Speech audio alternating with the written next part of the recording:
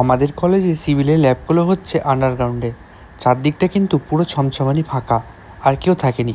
পুরো ল্যাবের মধ্যে আমি একা। আমি সর্বপ্রথম ঠিক করলাম যে ইউসিএস টেস্টটা ফার্স্ট করব, তাই এখানে আমি জিনিসগুলো নিয়ে নিয়েছি।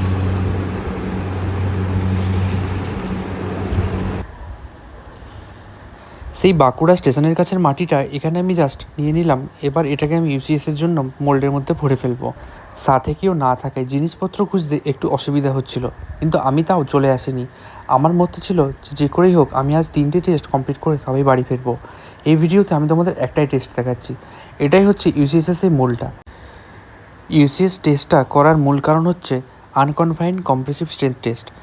এই মাটিটার বা এই সয়েলটার কতটা কম্প্রেসিভ স্ট্রেংথ আছে বা কতটা পর্যন্ত লোড এই মাটিটা সহ্য করতে পারবে ফেলিওর হওয়ার আগে পর্যন্ত, সেটা কিন্তু আমরা এই ইউসিএস টেস্টটাতে জানতে পারি। আমি ঝাটপাট করে রেডি করে নিলাম মেশিনটা, কারণ এটা অনেকটা ওপরে হাইট করা ছিল।